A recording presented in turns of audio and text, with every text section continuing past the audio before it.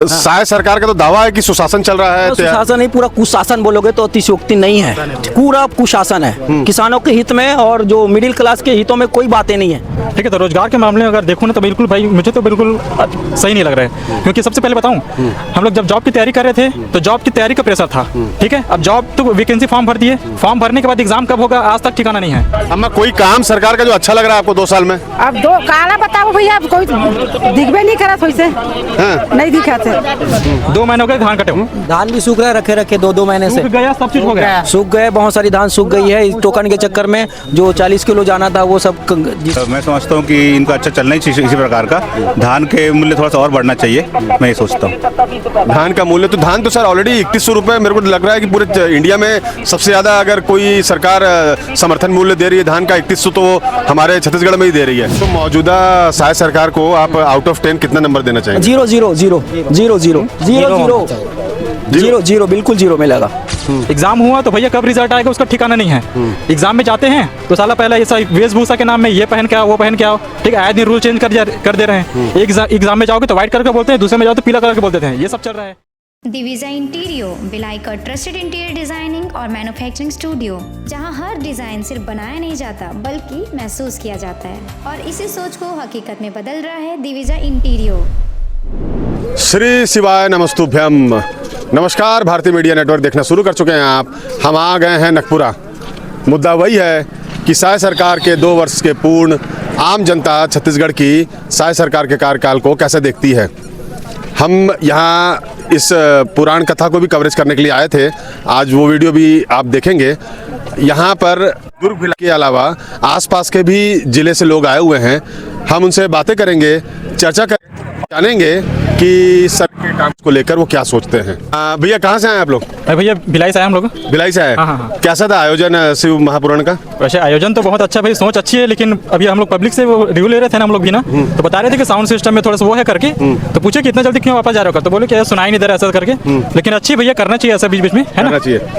तो भैया हम बस यहाँ लोगों से, आम लोगों से जानने आए हैं कि विष्णुदेव साय जी का 2 साल का कार्यकाल पूरा हो गया है। उसको लेकर आप एज ए छत्तीसगढ़ी नागरिक, एज ए छत्तीसगढ़ी युवा के तौर पर इस सरकार के कार्यकाल को आप कैसे देख रहे हो? अच्छा भैया, अगर मेरे रिव्यूज बताऊं ना तो फिर मैं तो भैया एक युवा हूं, है ना, तो मैं सबसे पहले प्राथमिकता दूंगा अपने रोजगार को। ठीक है, तो रोजगार के मामले में अगर देखो ना तो बिल्कुल भाई मुझे तो बिल्कुल सही नहीं लग रहा है। क्योंकि सबसे पहले बताऊं, हम लोग जब जॉब की तैयारी कर रहे थे तो जॉब की तैयारी का प्रेशर था। ठीक है, अब जॉब तो वैकेंसी फॉर्म भर दिए, फॉर्म भरने के बाद एग्जाम कब होगा आज तक ठिकाना नहीं है। एग्जाम हुआ तो भैया कब रिजल्ट आएगा उसका ठिकाना नहीं है। एग्जाम में जाते हैं तो साला पहला ऐसा वेशभूषा के नाम में ये पहन के आओ वो पहन के आओ। ठीक है, आए दिन रूल चेंज कर दे रहे हैं। एक एग्जाम में जाओगे तो व्हाइट कलर के बोलते हैं, दूसरे में जाओ तो पीला कलर के बोलते हैं। ये सब चल रहा है। एग्जाम हुआ तो रिजल्ट कब आएगी उसका ठिकाना नहीं है। जिसको रिजल्ट आ गया है ना, तो भाई सिलेक्शन होगा कि नहीं होगा। सिलेक्शन लिस्ट में नाम आया तो कौन से लोकेशन में होगा? सब में भैया मतलब जो एग्जाम की तैयारी कर रहे हैं ना, मतलब कहा जाए तो भैया उससे अच्छा भैया तुम जब निकलो बाहर, है ना। अभी के डेट में अगर गवर्नमेंट जॉब की तैयारी करना है तो फिर ऐसा सोच के बैठो कि पूरा कान को बंद ही कर लो, तभी जाके तैयारी करना, वरना तो भैया नहीं होने वाला। इसलिए भाई मैं भी कर रहा था, मैं भी किया हूँ 3 साल पीएससी की कोचिंग, है ना, बिलासपुर से किया हूँ, सौरभ सर के पास से। लेकिन अगर ऐसा जब लगा ना तो फिर मैं भी अभी छोड़ दिया हूँ। ठीक है, प्रॉपर अपने सेल्फ बिजनेस में आ गया हूँ। इसमें काफी अच्छा लग रहा है मेरे को, है ना। अब मैं गवर्नमेंट जॉब के बिल्कुल भी वो लालसा नहीं करता। लालसा नहीं करते हैं? नहीं, अब उम्मीद ही नहीं है भैया हमको। बट छत्तीसगढ़ में तो लाखों, जैसे सिविक सेंटर का टाइप की जगह है जो कोचिंग हब सेटेटेन माना जाता है, वहाँ तो अभी भी लाखों की तादाद में लड़के लड़कियां तैयारी करे जा रहे हैं। बिल्कुल करे यार भाई, और करना भी चाहिए भैया। क्यों अगर शुरू से हार मान जाओगे तो नहीं बनेगा ना भाई। अपना तो 100% पहले देना ही पड़ेगा, है ना भाई। अगर शुरू से हम लोग मान के चलो लगेगा ही नहीं, ऐसा करके हम तैयारी भी नहीं करें तो भी तो गलत है ना। अपनी तरफ से सब प्रेशर कोशिश कर रहे हैं भैया अब, है ना। जिसका हो रहा है तो अच्छी बात हो रही है, नहीं हो रहा देखते रहो। तो ये जो लेट लतीफ़ी और ये जो सर्कुलर या रूटीन में इतना देरी है, इसको लेके मतलब आप क्या सोचते हैं, क्या दिक्कत है इसमें? मुझे तो ऐसा लगता है सबसे बड़ी तो मनी की प्रॉब्लम है गवर्नमेंट के पास। ठीक है, अभी तक पैसा है नहीं, क्योंकि पैसा तो वैसे भी आप बांट दे रहे हो, एक से एक योजना फ्री में बांट रहे हो, है ना। उससे क्या हो रहा है, गवर्नमेंट के पास पैसे की कमी हो रही है।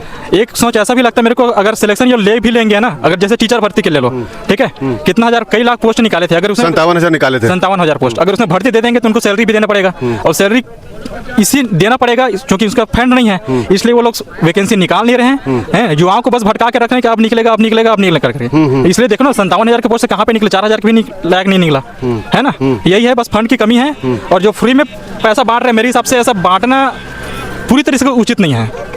है ना। सिर्फ जो एकदम जरूरतमंद है उन्हीं को देना चाहिए। बिल्कुल भाई, अगर बांटे यार, क्योंकि अभी भी छत्तीसगढ़ में ऐसा नहीं बोला जाएगा कि सभी लोग आज के भी विकसित है ना। अभी भी बहुत लोगों को जरूरत है भाई फ्री में पैसे की, लेकिन वही है ना कि फ्री फोकर के चक्कर में जो एक को मिलना चाहिए उसके जगह 100 को मिल रहा है, तो जो 100 रुपये खर्चा होना चाहिए उसके जगह 10,000 खर्चा हो रहा है। तो गवर्नमेंट के पास पैसे की कमी तो होना ही होना है।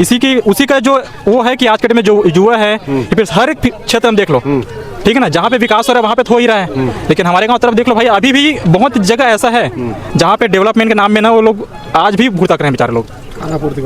बस बोल रहे हैं रोजी रोटी, मतलब गारंटी है मोदी का। लेकिन क्या कहना चाहेंगे भैया, मोदी की गारंटी को देख के 2023 में 54 सीटें आप लोगों ने जिताई, और आज कैसा देख रहे हैं सरकार का कार्यकाल? जी, हम लोग जैसे इस मतलब चुनाव से पहले हम लोग मतलब वोट तो सभी डालते हैं कि ये सरकार आएगा तो विकास करेगा करके, है ना। लेकिन अभी ज़मीनी स्तर पर अगर हम जाके देखेंगे तो कहीं ना कहीं किसान वर्ग अभी बहुत परेशान है ना। चाहे अपने धान बिक्री को लेकर हो, किसानों को हर साल भटकाया जाता है धान खरीदी के नाम पर। हर साल नया योजना लाएगा, है ना। अब जब तक पंजीयन नहीं कराओगे तब तक आपका धान खरीदेगा नहीं। आधा किसान तो इसी के नाम पे परेशान रहते हैं कि मुझे धान बेचने के लिए ये पंजीयन कराऊं, ये KYC वो KYC इस नाम से, है ना। तो क्या है, हर किसान सक्षम नहीं रहता है मतलब अपने घर से निकल कर ये सब ऑनलाइन वाला काम कराने के लिए। तो अधिकतर किसान जो मतलब जिनके घर में और शिक्षित हैं, पढ़े लिखे नहीं है, या जो अपने घर में खुद ही करने वाले हैं, है ना। कई बहुत किसान है वो, उनको बहुत समस्या होती है अपने धान बिक्री को लेकर। तो हर साल किसान आपका परिवार या आप कृषि से जुड़े हुए हैं क्या? हाँ सर, हम किसान परिवार से ही बिलोंग करते हैं। तो मैं तो बाहर रहता हूँ, मेरे नाना जी दादाजी हैं वो घर में रहते हैं, तो उनको काफ़ी सारी समस्याओं का सामना करना पड़ता है ना। हम हर बार तो अपने घर नहीं जा सकते हैं, हम भी नौकरी पेशा वाले व्यक्ति हैं, तो ये सब को लेकर बहुत सारा समस्या होता है सर। सरकार तो दावा कर रही है कि सुशासन चल रहा है यहाँ पर, पूरा राम राज्य टाइप का आ गया है अपने छत्तीसगढ़ में। नहीं, ऐसा नहीं है सर। आप मतलब जमीनी स्तर पे जाके देखेंगे ना तो ऐसा बिल्कुल भी नहीं है ना। बोला जा रहा है बिल्कुल राम राज्य आकर करके, लेकिन अगर धान कटे ट्रेंडिंग में चल रहा है अभी धान खरीदी, है ना। धान खरीदी चल भैया, मैं भी किसान बिलोंग है ना, किसान फैमिली से हूँ। अभी तक बता रहा हूँ, हम लोग का धान 2 महीनों के कटा घर में रखा है, ठीक है। पहले तो टोकन मिल नहीं रहा था, ठीक है। क्या हो रहा था, जैसे बड़े किसानों को 2 प्रकार के टोकन दे रहे सबको, ठीक है। एक तो ऑनलाइन दे रहे हैं, दूसरा ऑफलाइन, ठीक है ना। ऑफलाइन दे रहे हैं तो जो बड़े किसान है ना 150-200 वाले जो एक बार में देते रहे, ऑनलाइन में कर नहीं रहा है, सारे नेटवर्क की दिक्कत है। एक जने का करता है फिर गोर को घूम रहा है, तो परेशान किसान। पहले तो हम लोग इसी में परेशान, आज तक हो गया टोकन कटा ही नहीं है।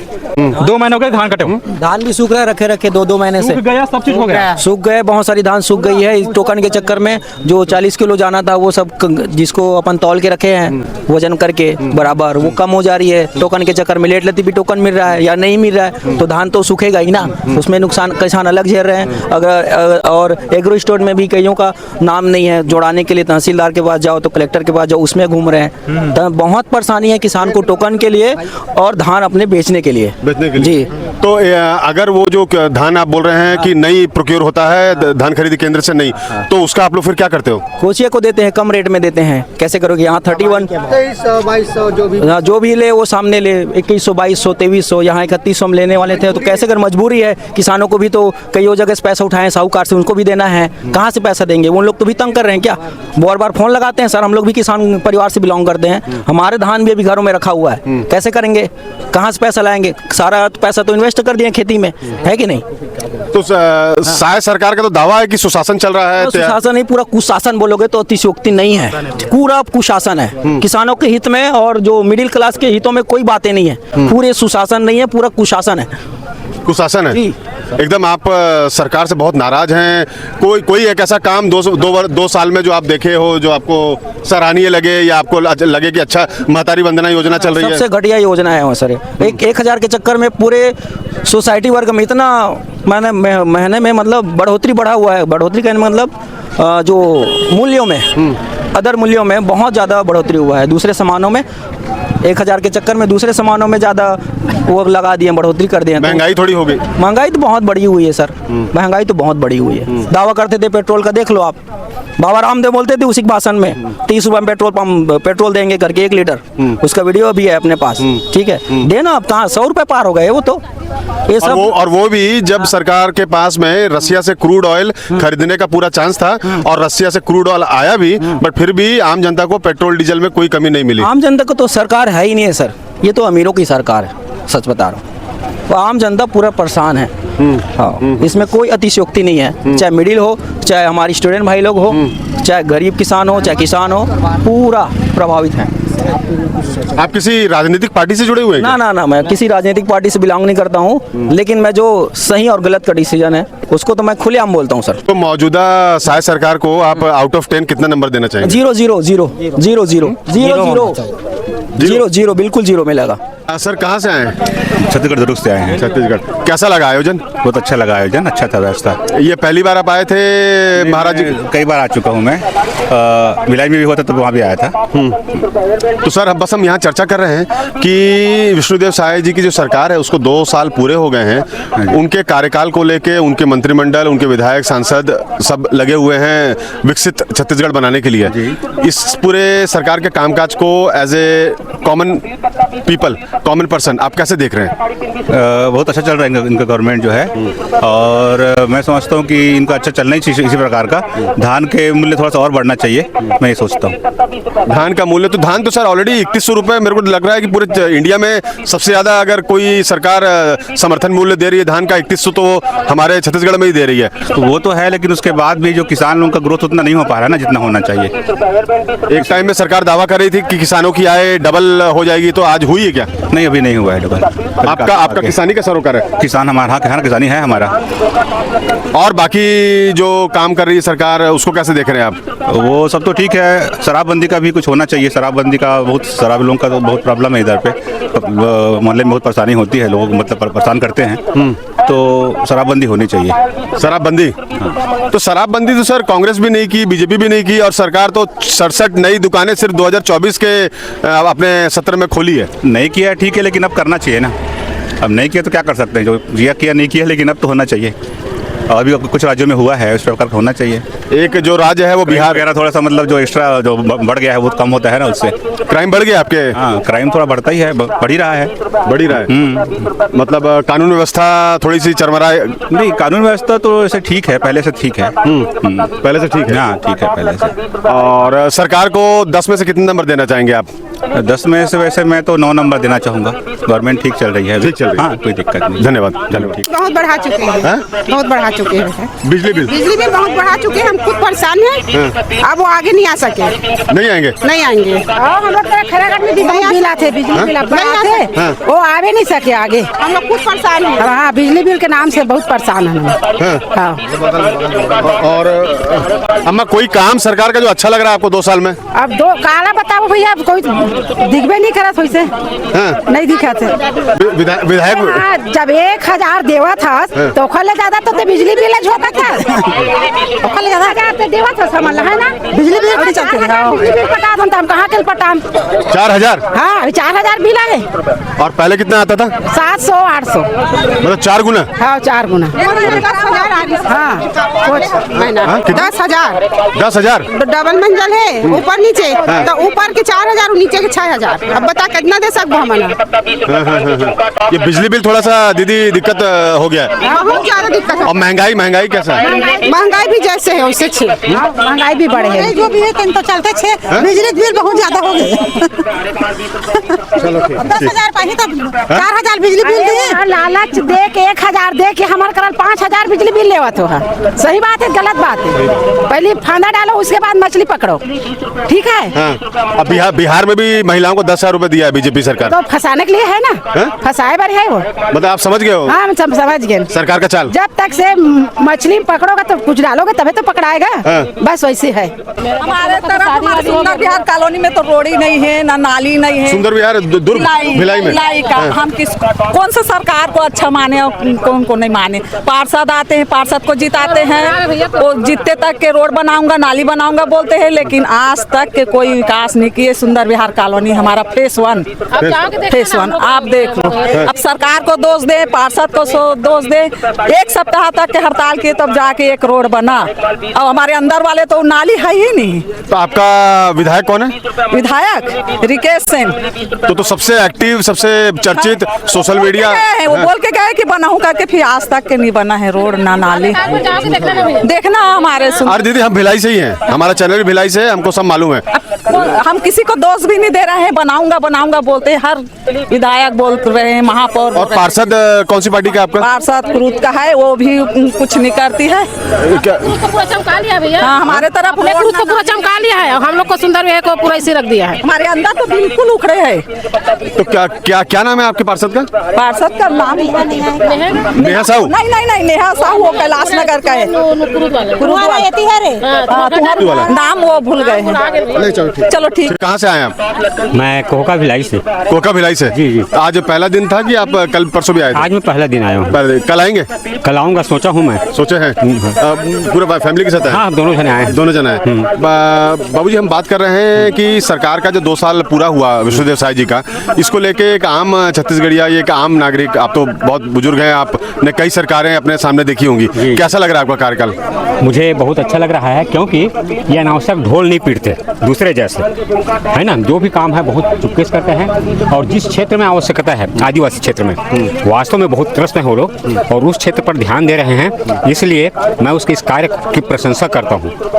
और साथ ही साथ जो यहाँ अन्य क्षेत्रों में जो त्रस्त हैं, और खास करके भी किसान, जैसे कभी धान बेचने में किसान को कई समस्याओं का मुकाबला सामना करना पड़ रहा है, तो इसमें भी थोड़ा से गंभीरता से लेकर के ध्यान देवें वो अच्छा होगा। क्योंकि जो सीधे साधे किसान लोग हैं, उनको धान बेचने के लिए बहुत चक्कर काटना पड़ता है, इस पर वो ध्यान देवें। तो आपका किसानी से कुछ काम है क्या? किसानी रिलेटेड काम है क्या आपका? नहीं, मेरे कई लोग हैं, परिचित लोग, वो अपनी बातों को बतलाते हैं मेरे पास, और मैं देखता हूँ, वास्तव में देखता हूँ, बेचारे जो छोटे छोटे वर्ग हैं ना, जिसका कोई पहुँच नहीं है, कई चक्कर लगाते रहते हैं। और उनको कहना चाहिए, कभी उनके धान पर ये ठीक नहीं है, इतना % उसमें यह है, इस किस्म से उनको करते हैं, ये व्यथित कर देता है। उनको भी थोड़ा सा ध्यान देना चाहिए। और बाकी स्वास्थ्य वगैरह कैसा है, हॉस्पिटल वगैरह की व्यवस्था?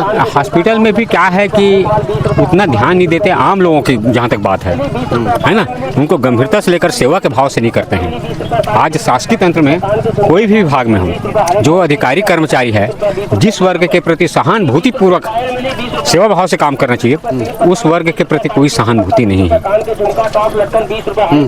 ये सब चीज़ है। मतलब इसको कैसे आप बता रहे हैं? मतलब जो अधिकारी हैं वो क्या है कि भाई देखो, काफ़ी पढ़े लिखे लोग हैं, उनको इतना दूरदर्शी होनी चाहिए कि जो छोटे छोटे किसान लोग हैं, छोटे छोटे वर्ग के लोग हैं, बहुत ही स्नेहपूर्वक उनकी समस्या को सुने, और समस्या को सुन करके त्वरित रूप से उनकी चिकित्सा को करें।